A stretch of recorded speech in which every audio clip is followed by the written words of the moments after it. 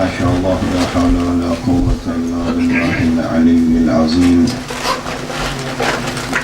حسبنا الله ونعم الوكيل، نعم المولى ونعم النصير. رب اشرح لي صدري ويسر لي أمري واحلل عقدة من لساني يفقهوا قولي. أعوذ بالله من الشيطان اللعين الرجيم. بسم الله الرحمن الرحيم. الحمد لله رب العالمين بارئ الخلائق أجمعين. الحمد لله الذي لا يبلغه مدحته القائلون ولا يحصي نعماءه الآدون ولا يعدي حقه المجتهدون. الذي لا يدركه بعد الهمم ولا يناله غوص الفتن. الذي ليس لصفته حد محدود ولا نعت موجود ولا عجل ممدود ولا وقت معدود.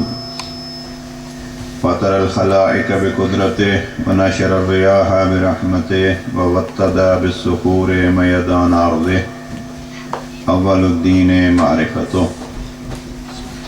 ثم الصلاة والسلام على سيدنا ونبينا طبيب قلوبنا وشفيع ذنوبنا مولانا ومولى الكونين جد الحسن والحسين أبي القاسم محمد. اللهم صل على محمد وآل محمد وعلى آله الطيبين الطاهرين المعصومين الذين قال الله تبارك وتعالى في شأنهم إنما يريد الله ليذهب عنكم الرجس أهل البيت ويطهركم تطهيرا. اللهم صل على محمد وآل محمد.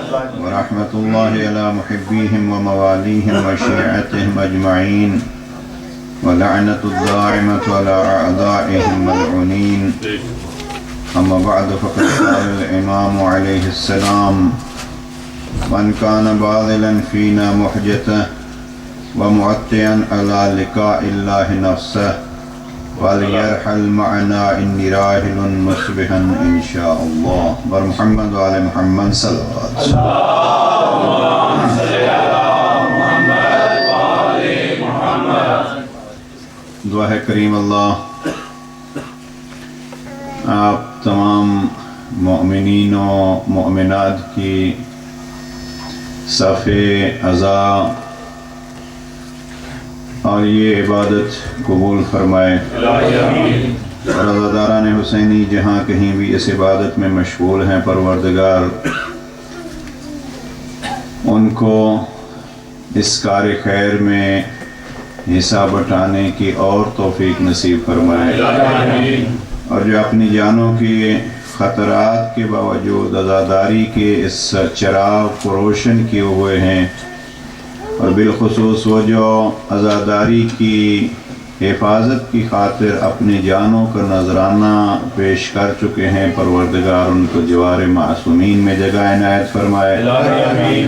خصوصیت کے ساتھ آپ حضرات نے سنا ہوگا کل شام کو ایک مجلس میں قطیف میں سعودی عربیہ میں کسی امام بارگاہ پہ حملہ ہوا ہے جس میں 5 افراد شہید ہوئے ہیں، کچھ زخمی ہیں. پروردگار تمام شہداء کو سید الشہداء کے ساتھ محشور فرمائے. جن مریضوں نے التماس سے دعا کی ہے پروردگار ان کو صحت عاجلہ و کاملہ عطا فرمائے. جن جن کی مشکلات ہیں پروردگار اس گھر کا صدقہ اور اہل بیت کی عظمتوں کا صدقہ ان کی پریشانیاں دور فرمائے. جو حاجتیں لے کے آتے ہیں پروردگار ان کو اس دروازے سے خالی نہ لوٹائے. ہمارے بزرگان جو اس دنیا سے چلے گئے ہیں پروردگار ان کو اپنے ائمہ طاہرین کے ساتھ محشور فرمائے اور ذات توحید ولی برحق امام عصر کے ظہور میں تعجیل فرمائے. اپنی دعاؤں کی قبولیت کے لیے مرحومین بالخصوص شہداء عزاداری کے درجات کی بلندی کے لیے ایک دفعہ سورہ فاتحہ کی تلاوت. بسم اللہ الرحمن الرحیم.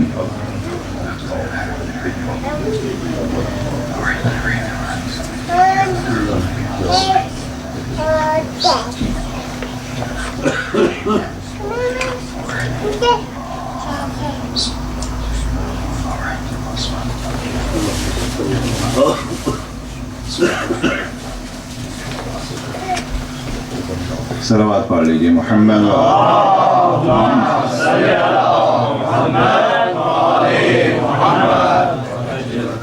जनाब सैयद शुहदा के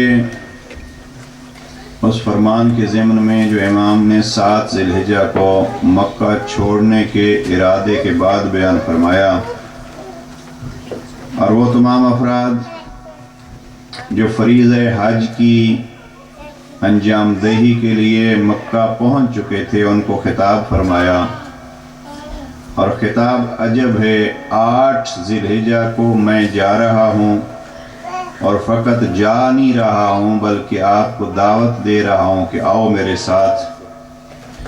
फरज़ंद रसूल जाना किस तरफ है, इसमें लफ्ज़ करबला वाज़े नहीं फरमाया, लेकिन मकसद करबला को वाज़े फरमाया है। और मैं जा इसलिए रहा हूँ ताकि रब की मुलाकात करा दूँ। और तर्जमा यूँ है, मन कान बाज़िलन फ़ीना मुहजता, जो हमारी राह में खून जिगर खर्च करना चाहता है, व मुअत्तिअन अला लिक़ाइल्लाहि नफ़्सा, और जिसने अपने आप को पुख्ता तौर पर रब से मुलाकात के लिए तैयार कर लिया है, फ़लयरहल मअना, वो हमारा हम सफ़र हो जाए। इन्नी राहिलुन मुस्बिहन इंशाअल्लाह, सैयद शुहदा फरमाते हैं मैं इंशाअल्लाह कल यहाँ से जा रहा हूँ। इस फरमान इमाम के ज़िम्न में लिक़ाउल्लाह के उन्वान से हमारी गुफ्तगू जारी है। अलबत्ता मैं यहाँ याद करता जाऊँ अज़ीज़ान, आज हमारी ये चौथी मजलिस है। मुसाफिर दिन ढलते हुए हिसाब करता है कि हमने कितने मराहिल तय किए हैं। कोई मुसाफिर उस वक्त तक अपनी मंजिल को नहीं पा सकता जब तक वो अपने सफ़र का अंदाज़ा न करे कि मैंने कितना सफ़र तय किया है, कितना सफ़र बाकी है। ये सफ़र जो लिक़ाउल्लाह का सफ़र है, सुलूक इलल्लाह है, तरीक़ फ़ी सबीलिल्लाह है, ये अजीब राह है। ये इस राह को कभी कुछ लोग सैकड़ों बरस चलते रहते हैं और राह के तय करने में इतने कोताह होते हैं कि वो मंजिल मकसूद तक नहीं पहुंच सकते। और कुछ ऐसे मुसाफिर होते हैं कि जो लहज़ों में इस मंजिल को तय कर लेते हैं। माशाअल्लाह, माशाअल्लाह। अब हमें उस कारवां सालार के साथ चलना है जिस कारवां सालार ने लहज़े में ये सफ़र तय करके बतला दिया कि देखो हमारा हमराही जो हो जाएगा वो लहज़ों में इस सफ़र को तय कर सकता है। माशाअल्लाह, माशाअल्लाह। अब उस सफ़र में एक कदम जो हम उठाते हैं, उस एक कदम का नाम है मजलिस हुसैन इब्न अली। ज़रा इस जुमले पे गौर फरमाइएगा और अपनी मजालिस की और अपनी शिरकत की और अपनी इस हाज़री की अहमियत समझिएगा। मैं इन मजालिस को इस निगाह से देखता हूँ कि शहीद करबला ने, उस रहनुमा ने हमें लिक़ाउल्लाह के लिए दावत दी है, तो हम उसकी दावत पर लब्बैक होकर के अगर मक्के में नहीं थे कि वहां से करबला जा सकें, लेकिन यहाँ इस मौके पे और इस मकाम पे और इस शहर में बैठ के ये कह सकते हैं शहीद करबला, ये रब की कोई मखसूस जगह तो है नहीं कि हम कहें कि वहां बैठा है। लिहाजा ये मुलाकात मानवी है। हम यहाँ आए हैं तेरे हम सफ़र होके हम उस मरहले को तय करके लिक़ाउल्लाह तक पहुँचना चाहते हैं। और अगर इसको यूँ कहूँ कि ये मजालिस हकीकत में चिराग हैं अजीज़ान, किसके लिए? उस लिक़ाउल्लाह की राह को तय करने के लिए। या अगर इसको और आसान करूँ, मैंने रात जहाँ गुफ्तगू छोड़ी थी, हुसैन इब्न अली मिसबाहुल हुदा व सफीनतुन निजात, शहीद करबला चराग हिदायत और कश्ती नजात हैं। अब वो चराग हिदायत हैं, ये मजालिस हकीकत में उस चराग का आगे एक छोटा सा कनेक्शन और लिंक हैं کہ جو یہاں روشن ہوتا ہے اور حقیقت میں ہمارا تعلق اس مرکزی اور مین چراغ سے کرتا ہے۔ اگر ہماری مجالس میں یہ حقیقت اور یہ مقام ہے کہ ہم ان مجالس کو چراغ سمجھیں اور اس چراغ مجلس کے ذریعے سے ہم کہاں تک پہنچیں، اس چراغ حقیقی اور شہید کربلا تک پہنچیں، تو ہم کہہ سکتے ہیں ہماری مجالس لقاء اللہ کی طرف ایک قدم ہے۔ صلوات پڑھ لیجیے محمد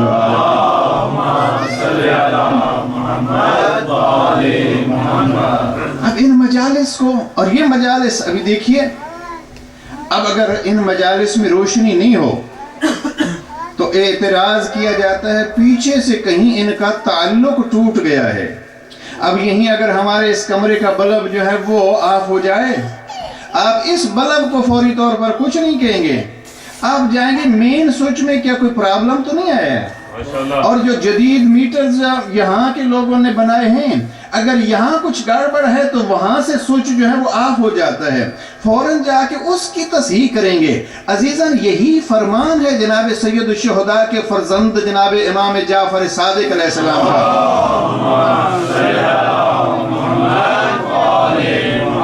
شیعتنا کونو لنا زینا ولا تکونو علینا شینا، ہمارے لیے باعث عزت بنو، یعنی ہم نے یہاں مجلس کی صورت میں اس چراغ کو روشن کر کے حقیقی اور عظیم اور مین چراغ کی طرف رہنمائی کرنی ہے۔ اگر ہماری مجالس اس حد تک پہنچیں گے تو ہم دنیا والوں کو کہہ سکیں گے آئیے ہم اس چراغ کی یاد میں بیٹھے ہیں جس کا نام لوح محفوظ اور عرش الہی پہ لکھا ہوا ہے کہ حسین چراغ ہدایت ہے۔ اور اگر ہمارے اپنے اندر ہی اندھیرا ہو، اب اگر کہیں کہ ہمارے پاس وہ چراغ ہے، ذرا توجہ فرمائیے کہ لوگ کیا کہیں گے؟ ہم خود اندھیرے میں بیٹھے ہوں اور کہیں ہمارے پاس چراغ ہدایت ہے، ہم وارث حسین ہیں، لوگ ہمیں کہیں گے یہ دیوانے ہیں، اس لیے کہ اندھیرے میں بیٹھ کے نہیں۔ عزیزان ضروری یہ ہے کہ ہماری مجالس میں وہ روشنی ہو جس روشنی ہمارا موضوع جو ہے، جس روشنی کے ذریعے سے ہمیں راہ اللہ، سلوک اللہ، لقاء اللہ کے مراحل طے کرتے ہوئے ہم دیکھ سکیں۔ اس لیے کہ اللہ کی ذات نے ان کو لقاء اللہ کے لیے چراغ بنایا ہے۔ رات حدیث آپ نے سن لی، اب اس سے بڑھ کے کہوں یہ سارا گھرانہ چراغ ہے، اپنے اپنے زمانے میں چراغ ہے۔ اور رب کریم نے اپنی لقاء کے لیے، اپنی ملاقات کے لیے پیغمبر کو جب بھیجا تو اعلان کیا یا ایھا النبی انا ارسلناک شاہدا ومبشرا ونذیرا وداعیا الی اللہ باذنہ وسراجا منیرا۔ یہاں لفظ سراج منیر قرآن مجید میں پیغمبر اکرم کے لیے استعمال ہوا ہے۔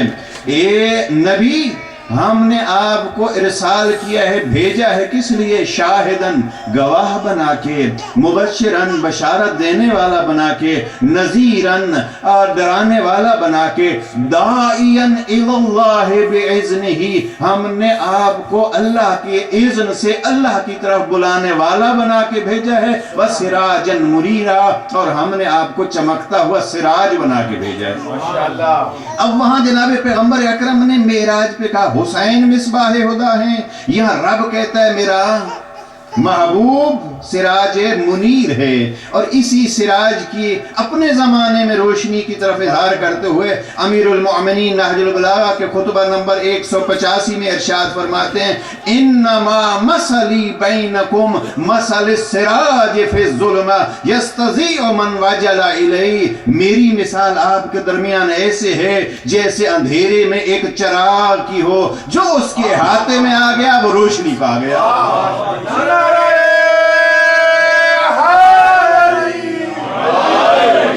لہذا یہ سارا گھرانہ وہ روشن گھرانہ ہے۔ پیغمبر اکرم کو رب نے کہا سراجن منیرا، حسین ابن علی کو پیغمبر نے بیان کیا مصباح الہدا، جناب امیر علیہ السلام خود اعلان کر رہے ہیں میری مثال آپ میں ایسے ہے جیسے ایک سراج اور ایک چراغ کی ہوتی ہے۔ لہذا یہ سارا گھرانہ اسی کوشش میں ہے کہ اللہ کے ان بندوں کو جو گمراہی و تاریکی میں ہے، وقت نہیں ہے کہ میں یہاں رکوں، خطبہ نمبر 185 پہ جناب امیر فرماتے ہیں میری مثال اس چراغ کی ہے فی الظلم، جو ظلمت میں ہو اور جو اس کے احاطے میں، جو اس کے دائرے میں، جو اس میں داخل ہو گیا تو وہ منور ہو گیا، یستضیء بنورہ، اس کے نور سے منور ہو جائے گا۔ لہٰذا اگر ہم دیکھتے ہیں کہ آیا ہماری زندگی منور ہے یا منور نہیں، اگر منور ہے تو ہم چراغ علوی کے احاطے میں ہیں، اور اگر نہیں ہے منور ہماری زندگی تو پھر قدم اٹھانا چاہیے تاکہ قرب علی حاصل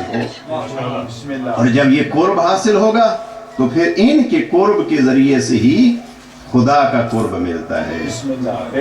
البتہ یہ بات ذہن میں رکھیے، ان کے قرب کے ذریعے سے خدا کا قرب ملتا ہے، ذریعہ یہ ہوتے ہیں، وسیلہ یہ ہوتے ہیں، لیکن کیا کروں، جب کسی کو ان کا قرب ملتا ہے اور ان کے قرب کے ذریعے سے خدا کا قرب ملتا ہے تو پھر ان کی جنت بس خدا، ان کی نگاہ فقط خدا پر ہوتی ہے، جنت درمیان سے نکل جاتی ہے، ان کی نگاہ پھر خدا پر ہوتی ہے۔ وہ جو جناب موسیٰ کے ذریعے سے خدا سے ملے تھے اور ایک سجدے کے ذریعے سے خدا سے ملے تھے، انہوں نے کہا آمنا برب العالمین، رب موسیٰ و ہارون، ہم ایمان لے آئے عالمین کے رب پر، ہم ایمان لے آئے موسیٰ اور ہارون کے رب پر۔ ادھر سزاؤں کا اعلان ہوا کہ ہم آپ کے ہاتھ پاؤں کاٹیں گے، سولی پہ لٹکائیں گے، تو اب انہوں نے اعلان کیا انا الی ربنا منقلبون، اب ہم اپنے رب کی طرف پلٹ کے جائیں گے۔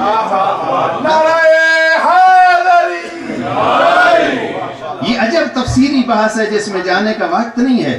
جب سجدہ دے رہے تھے تو کہہ رہے تھے آمنا برب العالمین، ہم عالمین کے رب کی سجدہ کرتے ہیں، ہم عالمین کے رب پر ایمان لائے ہیں، ہم موسیٰ اور ہارون کے رب پر ایمان لائے ہیں۔ لیکن جب سزاؤں کی بات آئی تو کہا انا الی ربنا منقلبون، ہم اپنے رب کی طرف پلٹ کے جائیں گے۔ اب یہاں جنت کی بات نہیں ہے، وہ جو جادوگر اور مقابلہ کرنے کے لیے آئے تھے انہوں نے اب جنت کا ذکر نہیں کیا کہ ہم جنت میں جائیں گے، نہیں کہا ہم اپنے رب کی طرف جائیں گے۔ جو آل محمد کے ذریعے سے بھی رب کو پہچانتے ہیں وہ پھر جنت کو چھوڑ کے اس رب کو دیکھتے ہیں۔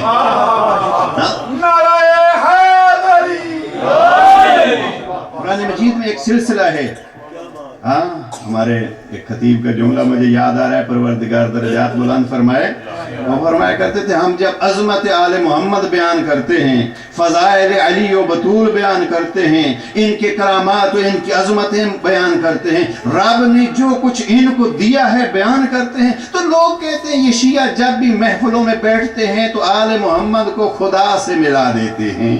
مرحوم فرمایا کرتے تھے ان کو نہ خدا پتہ ہے نہ آل ابا پتہ ہے، ہم کون ہوتے ہیں؟ میرے موضوع کو سامنے رکھیے، لکھا اللہ، اللہ سے ملاقات۔ مرحوم فرمایا کرتے تھے ہم کون ہوتے ہیں جو آل محمد کو خدا سے ملا دیں؟ آل محمد کا کریم و سخی گھرانہ ہے جو ہم جیسے گناہگاروں کا ہاتھ تھام کے ہمیں خدا سے ملا دیتا ہے۔ اب سید الشہداء یہی تو کہہ رہے ہیں، جس نے خدا سے ملنا ہے فَلْيَرْحَلْ مَعَنَا إِنِّي رَاحِلٌ مُصْبِحًا انشاءاللہ، جسے خدا سے ملنا ہے وہ میرا ہم سفر ہو جائے۔ صلوات پڑھ لیجیے محمد۔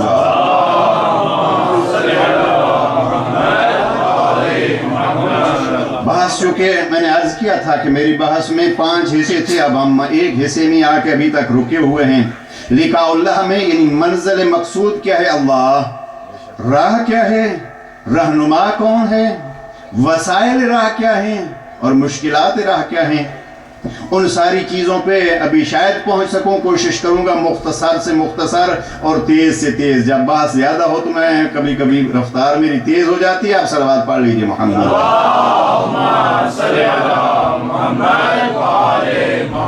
اب وسائل ملاقات خدا میں سے ایک وسیلہ، یہ بحث ذہن میں رکھیے، پھر کبھی وقت ہوا تو کہ جب ان کے ذریعے سے خدا کو پا لیتے ہیں تو پھر خدا کو پا لیتے ہیں۔ پھر اعلان ہوتا ہے جب جناب آسیہ کو اعلان ہوا کہ اس کو قتل کرنا ہے اور اتنی سختی سے قتل کرنا ہے، یہاں جادوگروں کے حوالے سے دیکھیے اِنَّا إِلَىٰ رَبِّنَا مُنْقَلِبُونَ، ہم رب کی طرف پلٹ جائیں گے۔ اور جب بات آئی جناب آسیہ کی کہ اس کو مار دو، اس کو اتنی سزائیں دو، تو وہاں کہتی ہیں پروردگار رب اجعل لی عندک بیتن، پروردگار میرے لیے اپنے قریب گھر بنا۔ اور پھر کہا فی الجنہ، یعنی جنت کی بات میں آئی ہے۔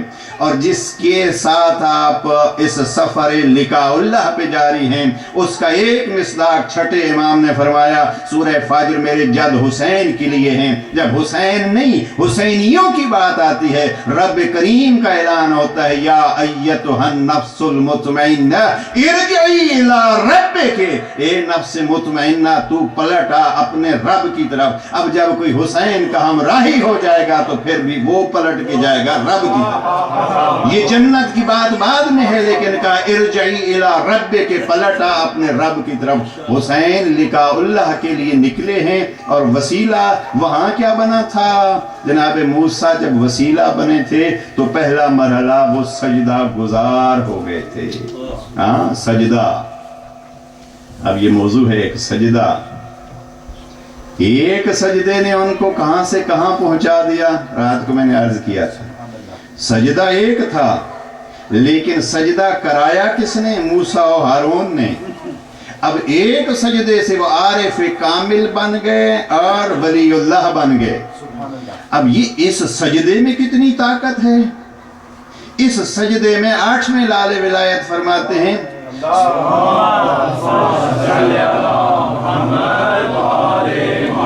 ایک دفعہ پھر صلوات پڑھ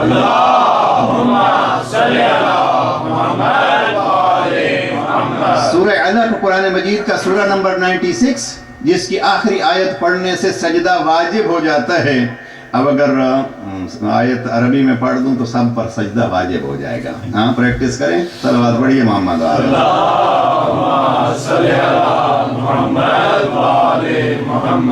قرآن مجید میں 4 جگہیں ایسی ہیں جہاں وہ آیت آپ پڑھیں گے تو سجدہ واجب ہوتا ہے۔ اس لیے ہمارے ہاں ان سوروں کو نماز میں پڑھنے کی اجازت نہیں ہے، اس لیے کہ پھر ایک سجدہ اضافی کرنا پڑے گا۔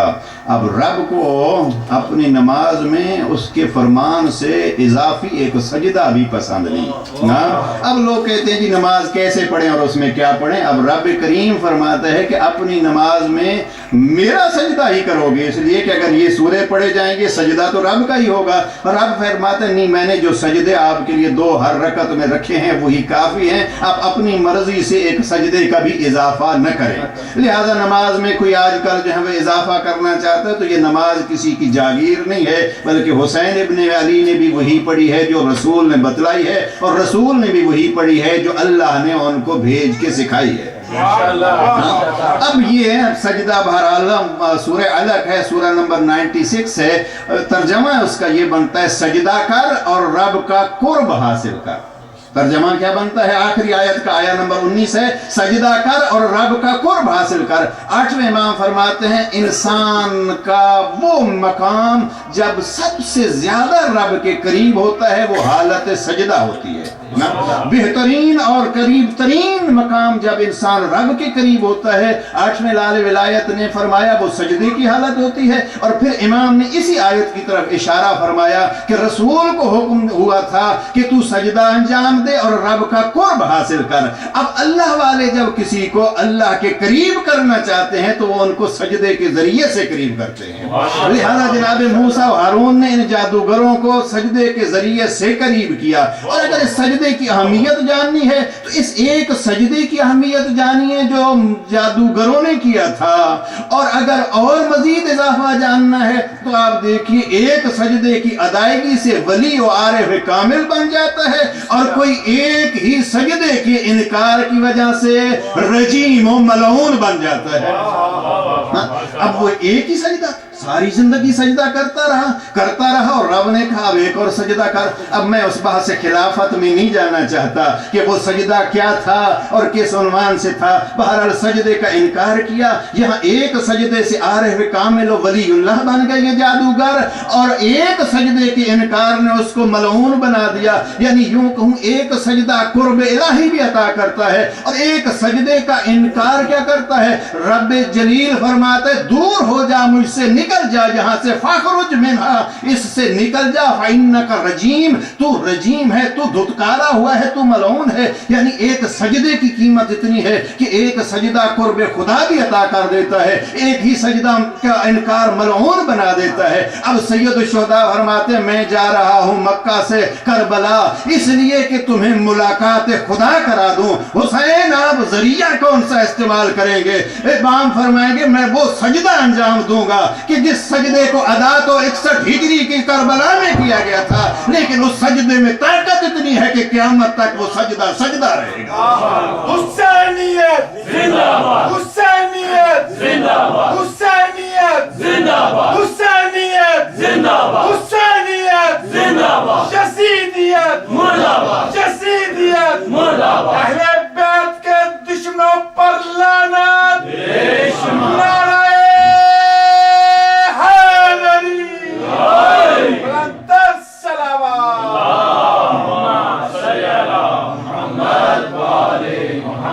اب قرآن مجید میں کوئی 64 جگہ پہ لفظ سجدہ استعمال ہوا ہے، اور اگر انسان اس سجدے کو سمجھنا چاہے تو ان بحثوں کو دیکھ لے کہ سجدے کے ذریعے سے رب ملتا ہے۔ لیکن عزیزان سجدہ کربلا کی ایک خصوصیت ہے کہ سجدہ کب شروع ہوتا ہے؟ جب انسان سر خاک پر رکھے اور پیشانی جھکا دے سجدہ شروع ہوتا ہے، اور جب وہ پیشانی اٹھاتا ہے تو سجدہ ختم ہو جاتا ہے۔ لیکن حسین وہ سجدہ گزار ہے کہ جس نے سر رکھا خود تھا، اور چونکہ سجدے میں سے سر اٹھایا خود نہیں تھا، لہذا یوں تصور کی نگاہ سے کہہ سکتا ہوں کہ حسین کا سجدہ 10 محرم سے جاری تھا اور آج تک جاری ہے، اس لیے کہ حسین نے سر اٹھایا نہیں، بلکہ نیزہ پہ بھی ذکر سجدہ انجام دے کے کہا حسین وہ سجدہ گزار ہے کہ قیامت تک دعوت دے رہا ہے آؤ حسین کے ساتھ رب کے سجدہ گزار ہو کے رب سے ملاقات کرو۔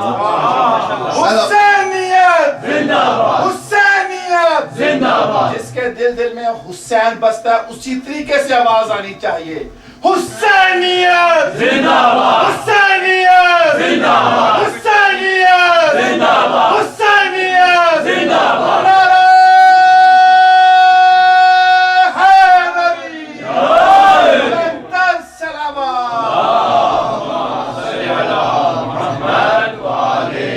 مولانا کی درازی عمر کے لیے بلند تر صلوات،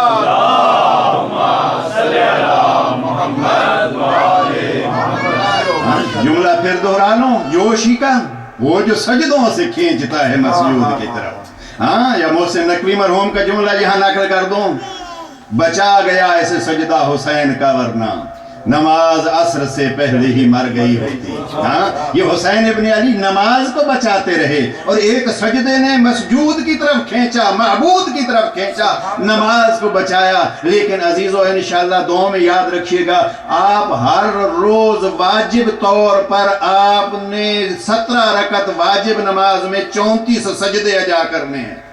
لیکن کیا کہوں فقہ جعفری کا مسئلہ فقہیہ بتلاتا جاؤں، ہر چیز پہ آپ سجدہ نہیں کر سکتے، کھانے والی چیز پہننے والی چیز پہ سجدہ نہیں ہو سکتا، آگ سے پکائی جانے والی چیز پر سجدہ نہیں ہو سکتا، سونے پر لوہے پر چاندی پر سجدہ نہیں ہو سکتا، ہیرے پر جواہر پر سجدہ نہیں ہو سکتا، مٹی پر سجدہ ہوتا ہے۔ لیکن مٹی میں سے بھی کہا گیا ہے فقہ جعفریہ کے علماء نے کہ کربلا کی مٹی ہوگی تو اس پر افضل ترین ہے سجدہ۔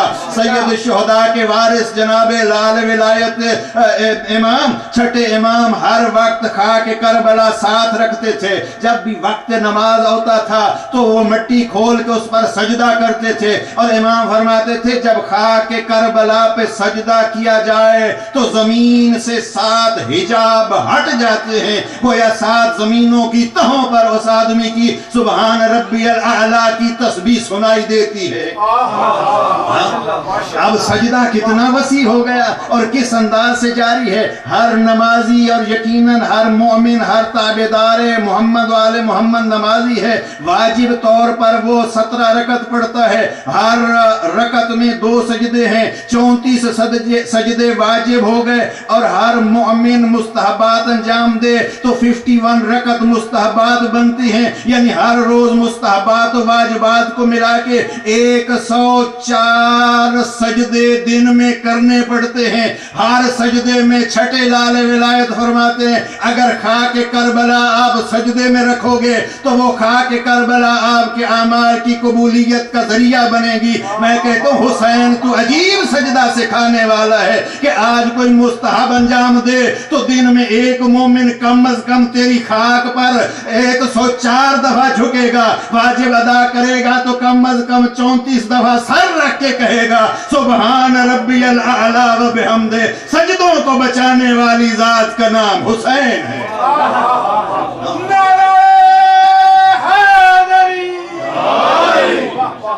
अब सजदा नमाज, नमाजी बरादरान कहरान तशरीफ फरमा है। हुक्म फिक ये है कि आप नमाज की नियत करें, तकबीरतुल इहराम कहें अल्लाहु अकबर और फिर अलहम्द पढ़ें।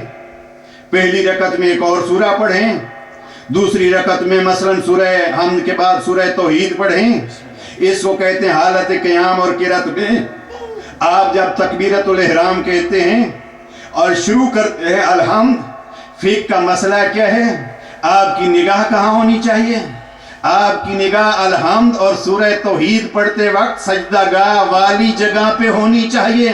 भाई अभी अभी आपने कहा मैं 2 रकत नमाज, 3 रकत नमाज, 4 रकत नमाज वाजिब या मुस्तहब जो भी पढ़ता हूँ, वाजिब कुर्बतन इल्लल्लाह या सुन्नत कुर्बतन इल्लल्लाह, आप नियत करके यानी यूं कहूँ अल्लाह अकबर कह के नजर रखें उस सजदे की जगह पे, नजर सजदे की जगह पे रखेंगे तो मुस्तहब ये है और अलामत शिया ये है कि उसके पास सजदागाह वो हो जहां हुसैन ने सजदा किया था। मैं कहता हूँ अब पढ़ आप कुरान रहे हैं, नजर हुसैन की खाक पे है, गोया ऐलान हो रहा है सजदों को भी बचाया, कुरान को भी बचाया।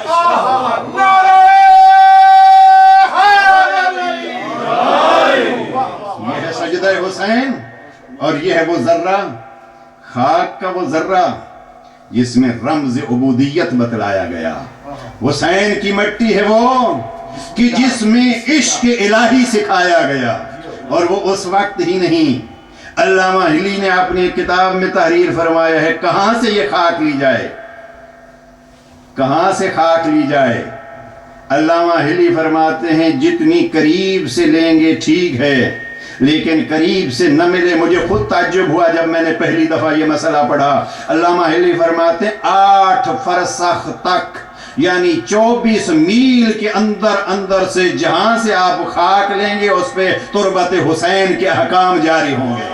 यानी हुसैन इब्न अली ने 24 माइल के इस एरिया को बतलाया। ये 24 माइल का एरिया ऐसा है कि जहां से भी आप जर्रात उठाएंगे वो सजदे की अजमत बतलाएंगे, सजदा करना सिखाएंगे, आपके सजदे की अजमत बढ़ाएंगे। अब ये तो किरात की हालत में, अलहम्द और दूसरा सूरा पढ़ने की हालत में आपने नजर रखनी है उस खाक पे। और मैंने जैसे अर्ज किया है नमाज का सरदार रुकन कौन है? सजदा। अब सरदार रुकन में एक दफा आप फिक़े जाफरिया का मसला अर्ज कर रहा हूं, एक दिन आप जरा बड़ा कीमती कालीन ले लीजिए और उस कालीन पे सर रख के सुभान रब्बियल आला व बिहम्दे कहिए। सारे मुजतहिदीन कहते हैं नहीं आपकी नमाज सही नहीं है। भाई ये बड़ी साफ बड़ी कीमती चीज थी। नहीं, कहते हैं सजदे के लिए कीमती ये दुनिया की चीजें नहीं है, सजदे को कीमती बनाने वाला जिक्र हुसैन और याद हुसैन। लिहाजा उस हालत में देखना है उसको, इस हालत में अपनी पेशानी झुकानी है सजदगा। पढ़ ली नमाज। अब ताकीबात में से बेहतरीन ताकीब क्या है? फरमाया तस्बीह जनाब ज़हरा।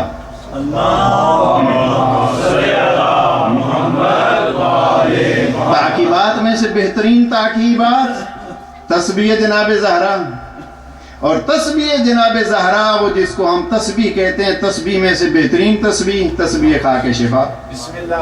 भाई नमाज पढ़ी हमने, हुसैन आपने रब से मुलाकात के क्या क्या ढंग हमें सिखा दिए। हाँ, नमाज पढ़ी तो नजर तेरी खाक पर, सजदा किया तो सजदा तेरी खाक पर, और फिर जब नमाज मुकम्मल की अब रब का शुक्र अदा किया, تو پھر تمام علماء فرماتے ہیں تسبیح زہرا تاکیبات کے طور پر پڑھو.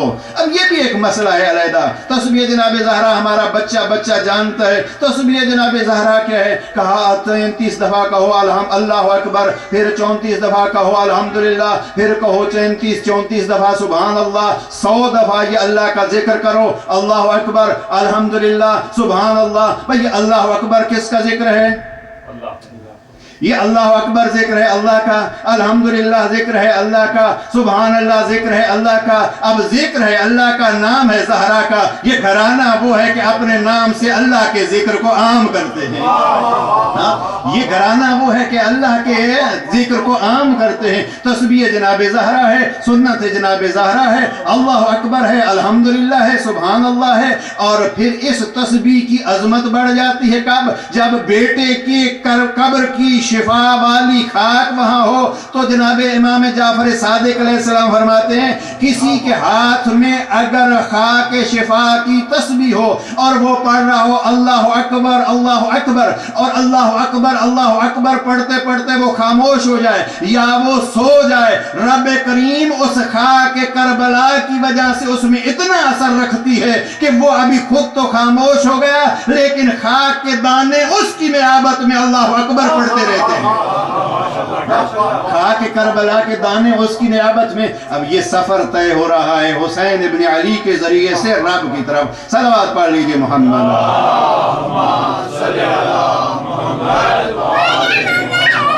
ایک دفعہ پھر بھی صلوات پڑھ لیجئے.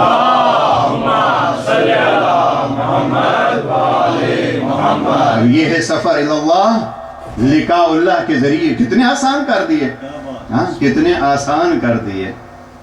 ایک مٹی بھی ان کا ذریعہ بن رہی ہے خدا سے ملانے کا.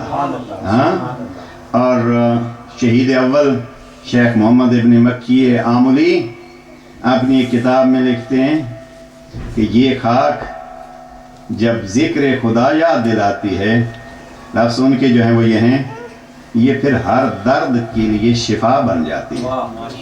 ہر درد کے لیے یہ شفا بن جاتی ہے. مجھے بڑا سرور آیا، ہر درد کے لیے یہ شفا بن جاتی ہے. اور میں مناظرے کا تو قائل ہی نہیں ہوں اور بیان ہی نہیں کرتا. بعض اوقات بعض ذہنوں میں یہ آتا ہے کہ مٹی کھا کے شفا کیسے بن سکتی ہے اور یہ شفا کیسے ہو سکتی ہے. میں بس اتنا کہتا ہوں کہ رب نے 2 قربانیوں کو یاد رکھا اور یاد رکھنے کا حکم دیا ہے. ایک قربانی وہ رکھی جس قربانی کے ذریعے سے ذات توحید نے اعلان کیا میرا خلیل وہ ہے جو میرے حکم سے اپنے بیٹے کو ذبح کرنے کے لیے تیار ہو گیا. اس بیٹے کا تذکرہ اور اس بیٹے کی پیار وہاں اس کی ایڑیوں کی رگڑ سے ایک پانی پیدا کیا تھا جس کی ماں نے کہا تھا زم زم. اس کریم اللہ کو ہاجرہ کے لفظ اتنے پسند آئے کہ کہا اس کا نام ہی ہے زم زم، اور کہا کہ چونکہ میری راہ میں اس نے اپنے بیٹے کو یہاں پیاس کے لیے بھی تیار کر لیا، لہذا جو وہاں سے اس کے ذریعے سے پانی پیدا ہوا تھا اس پانی کو میں شفا کا ذریعہ بھی بنا رہا ہوں. اور اگر کوئی وضو کر کے اس سے نماز پڑھے گا تو کئی گنا اس نماز کا ثواب بڑھ جائے گا.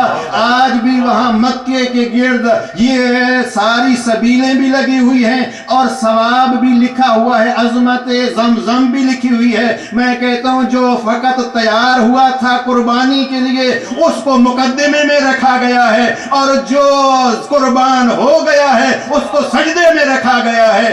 اسماعیل کی یاد کے ذریعے سے وضو ہوگا، حسین کی یاد کے ذریعے سے سجدہ ہوگا. حسینیت زندہ باد، حسینیت زندہ باد، شسیدیت مردہ باد، شسیدیت مردہ باد. نعرہ حیدری، مشروطیہ محمد والے محمد بلندتر صلوات. اللہم صلی علی محمد والے محمد. لہذا ادھر اس پانی میں شفا، ادھر اس خاک میں شفا. اس پانی کو مقدمہ، اس کو تاکیبات کے طور پر رکھ دیا. اور پھر ہمارے لیے ایک اور حکم بھی ہے، میت کو کافور کے ساتھ اس کے اعضائے سجدہ یعنی 7 اعضاء پہ کافور رکھنا چاہیے. हाँ, 7 आज़ाए सजदा यकीनन आपको मालूम होंगे।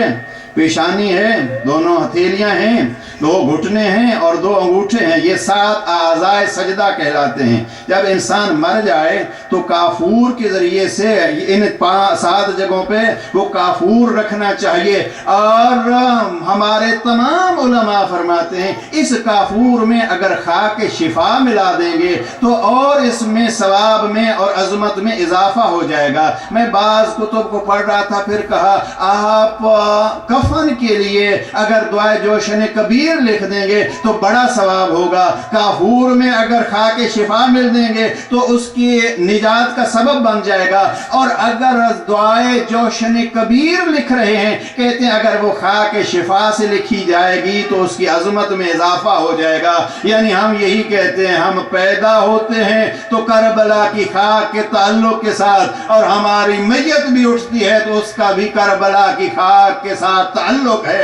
इसीलिए कहते हैं हमारी जिंदगियों की इब्तिदा भी हुसैन की याद से है, इंतहा भी हुसैन की याद से है। और हुसैन का मिशन यही है कि जो रब से मुलाकात चाहता है वो मेरा हम सफर हो।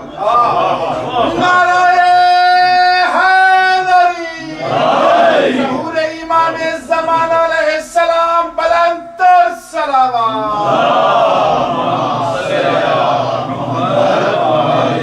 ये सफर जब मुश्किलात की बात आएगी तो अर्ज करूंगा, लेकिन देखिए सफर में मुश्किलात भी हैं।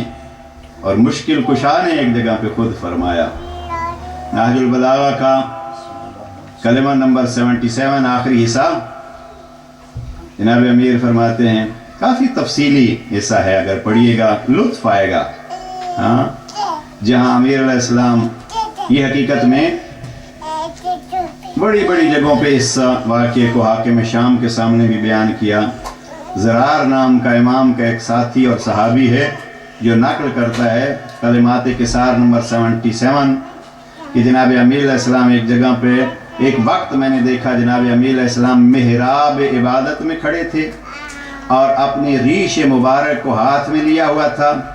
लफ्ज़ ये है ज़रार के यतमलमल तमलमुल सलीम, सांप के डसे हुए की तरह तड़प रहे थे और कह रहे थे या दुनिया गुर्री गैरी, ए दुनिया जा किसी और को धोखा दे, मैं तेरे जाल में फंसने वाला नहीं हूँ। तलक तो के सलासा ला रजअत बादहा, मैंने तुझे 3 तलाक़ें दे दी हैं जिसके बाद रजू की गुंजाइश भी नहीं होती। और फिर इस फरमान के आखिर में जनाब अमीर अलैहिस्सलाम फरमाते मिन किल्लत ज़ाद व तूल तरीक व बुअद सफर व अजीम मौरिद, हाय ज़ाद राह की कमी, रास्ते का तुलानी होना, सफर का दूर का होना और मौरिद का सख्त होना।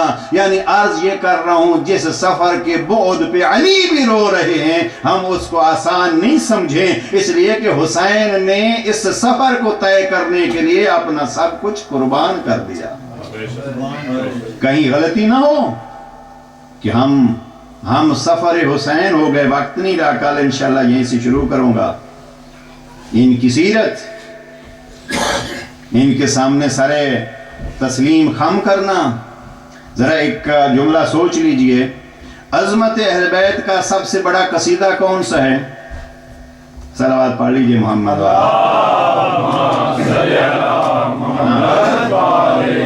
मुझे इमाम शाफी के जुमलात आ रहे हैं, उनके अशार। इमाम शाफी कहते हैं कि अगर इनका वो कसीदा लफ्ज़ मेरे अपने हैं और मफ़हूम इमाम शाफी का है, वो फरमाते हैं अगर इनका जिक्र न हो तो रब की नमाज पूरी नहीं होती। हाँ, अगर इनका जिक्र न हो तो रब की नमाज पूरी नहीं होती। वो जिक्र क्या है? वो जिक्र सलावत है। सलावत पढ़ लीजिए। अब सलावत की अजमत जाननी हो तो जाइए जनाब सैयद सज्जाद से पूछिए। صحیفہ سجادیہ کی ایک ایک دعا میں اس وقت چونکہ پابندی تھی، ایک ایک دعا میں 20 دفعہ صلوات پڑھتے ہیں. ایک جملہ کہتے ہیں پھر کہتے ہیں اللہم صلی علی محمد و آلہ. مثلا دعا نمبر 20 صحیفہ سجادیہ کی دعائے مکارم الاخلاق، اس کو پڑھیے. جناب امام نے اس ایک دعا میں 20 دفعہ صلوات پڑھی. ہم تو یہ سوچتے ہیں نا کہ ہم نے اپنی دعا کے شروع میں بھی صلوات پڑھ لی، آخر میں بھی. یہ شروع میں صلوات اور آخر میں صلوات، یہ جناب امیر المومنین کا فرمان ہے نہج البلاغہ میں. امام فرماتے ہیں رب سے کوئی مشکل حل کرانی ہو، رب سے کچھ مانگنا ہو تو اس ابتدا میں بھی درود پڑھ لیا کیجئے اور انتہا میں بھی درود پڑھ لیا کیجئے. نہج البلاغہ کے لفظ ہیں، درمیان میں رب سے اپنی حاجت مانگ لیا کیجئے. وہ کریم اللہ اس سے بزرگ ہے کہ ابتدا کو بھی قبول کر لے، انتہا کو بھی قبول کر لے، درمیان کو رد کر دے. نہیں، اگر کچھ اس کریم سے منوانا ہے تو آل محمد پہ درود کے ذریعے سے شروع کرو، آل محمد پر درود کے ذریعے سے ختم کرو، رب آپ کی حاجتیں پوری فرمائے گا. یہ نسخہ جناب امیر نے فرمایا ہے. اور نماز کہہ دیا ہم نے اشہد اللہ الہ الا اللہ، تو واحد ہے، تیرا کوئی شریک نہیں ہے. ہم نے کہہ دیا اشہد ان محمدن عبدہ و رسولہ، محمد تیرا عبد ہے، تیرا رسول ہے. اب ختم کر لیجئے. امام شافعی فرماتے نہیں، اگر ان پر درود نہیں ہوگا تو نماز نہیں ہوگی.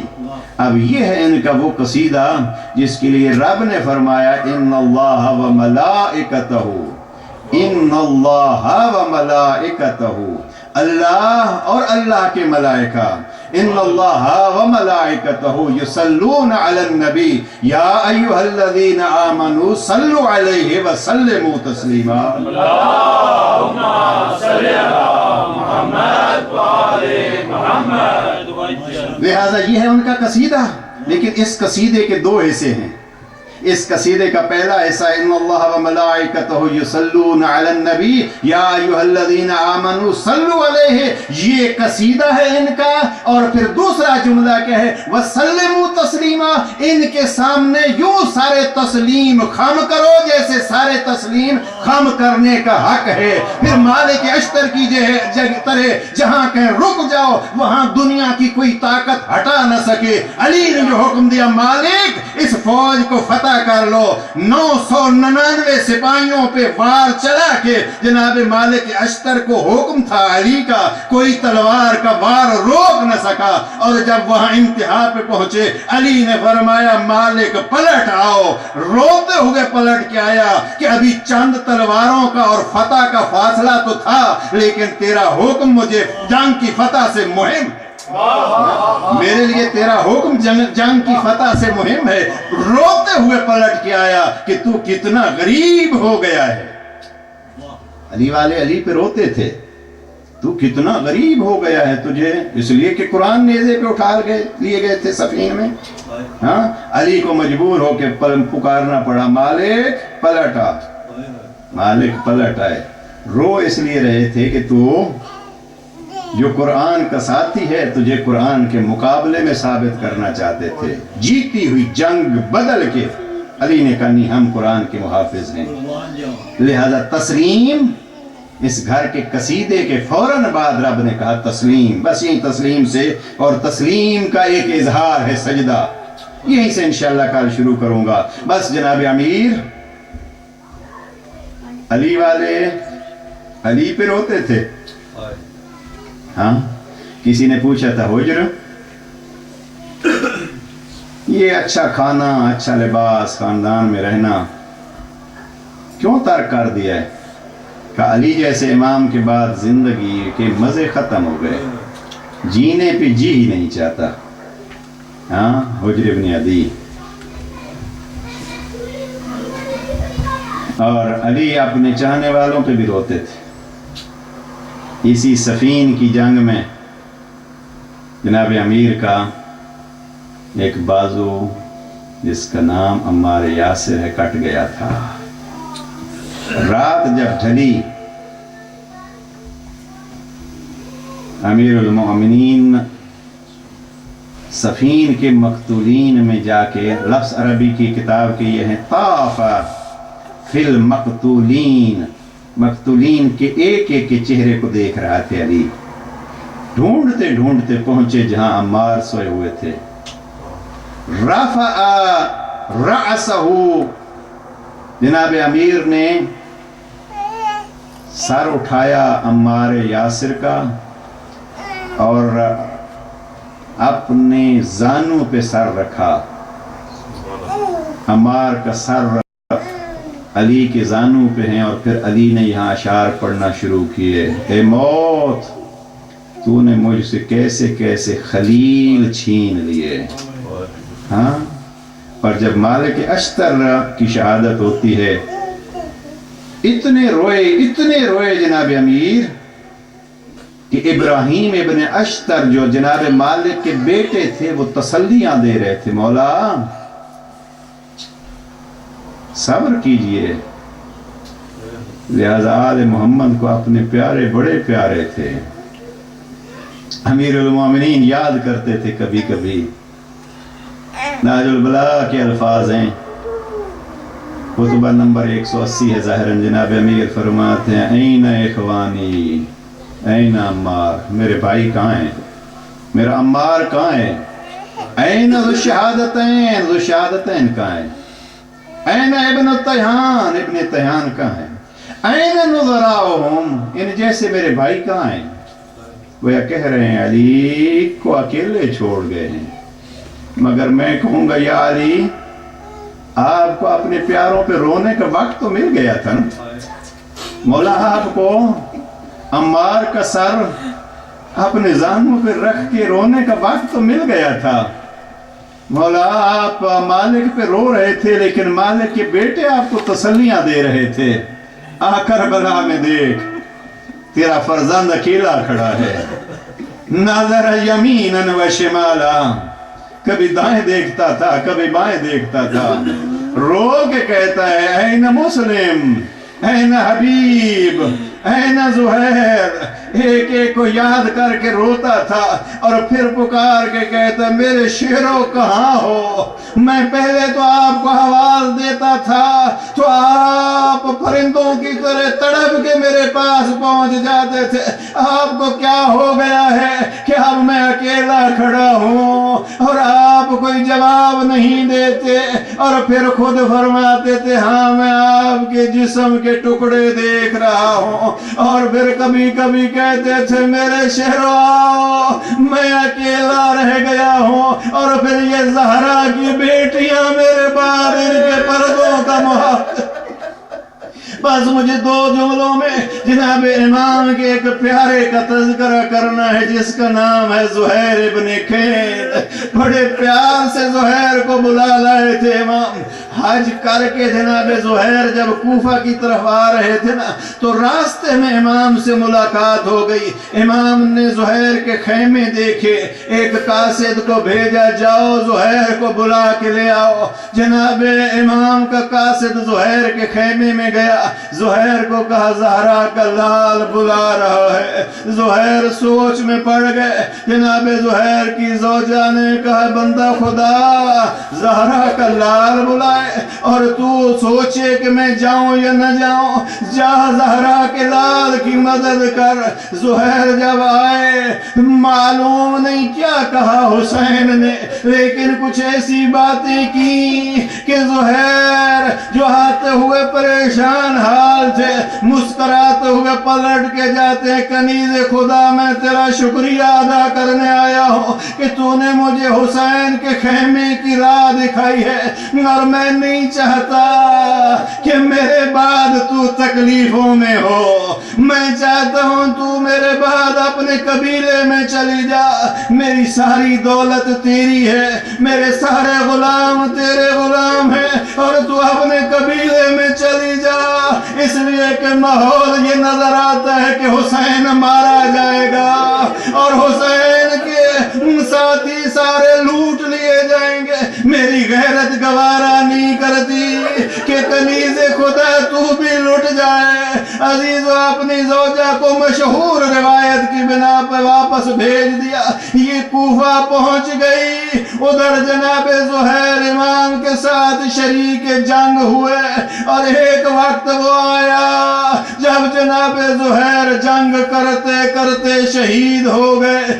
امام علی مقام آئے, زہیر کے سرانے کھڑے ہو کے زہیر کی تعریف کی. واپس خیمہ میں جہاں شہداء کی میتیں تھیں زہیر کو لے آئے. کربلا کی شام غریبہ ڈھل گئی, سارے شہید اس دنیا سے چلے گئے اور شام غریبہ کا انوکھا وہ منظر بھی اس دنیا نے دیکھ لیا.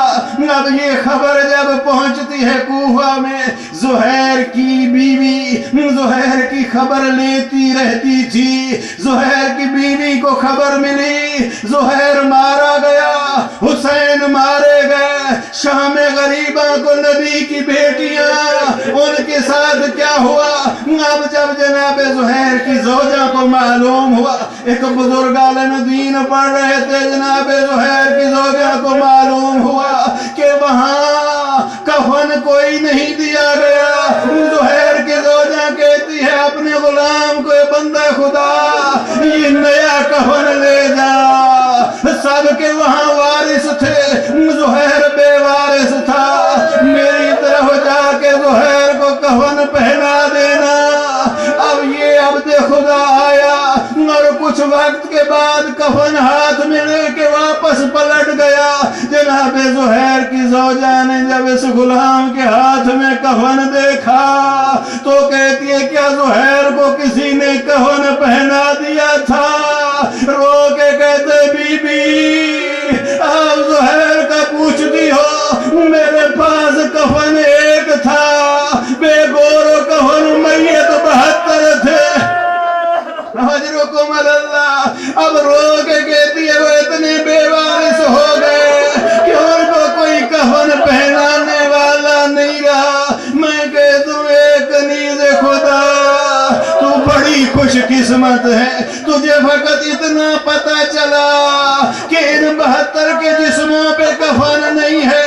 تو نے یہ خبر کیسے سنی ہوگی کہ یہاں فقط یہ نہیں کہ کفن نہیں تھا. زہیر کی زوجہ تجھے تو اپنے شوہر کے کفن کا خیال تھا, لیکن ہائے حسین کے ساتھ حسین کی زوجہ ام رباب بھی تھی, جناب لیلا بھی تھی, بہنیں بھی تھی, بیٹیاں بھی تھی. مجبور اتنی تھی کہ بھائی کو کہا بھیا ہمارے سر پہ چادر نہیں, تیرے جسم پہ کفن نہیں, تو بے کفن ہے, ہمارے سر بے ردا ہے. دل یہ کہتے, کسی مقتل کی کتاب میں نے نہیں پڑھا, دل یہ کہتے جب کوفہ میں یہ بیویاں آئی ہوں گی جناب زہیر کی زوجہ نے ضرور پتہ کیا ہوگا کہ وہ قافلہ آیا ہے, شاید آ گئی ہوگی زینب کبریٰ کے پاس, اور جب دیکھا ہوگا تو اب سمجھی ہوگی کہ زہیر نے جو کہا تھا تو اپنے خاندان میں پلٹ جا, میں منظر دیکھ رہا ہوں. ہاں زہیر منظر کیا ہے, کوفہ کی گلیاں ہیں, علی کی بیٹیاں ہیں, بے حیاؤں کے ہاتھوں میں پتھر ہیں. کہتی ہوگی واہ عباسا واہ حجابا علی لعنت اللہ علی القوم الظالمین ماتم حسین.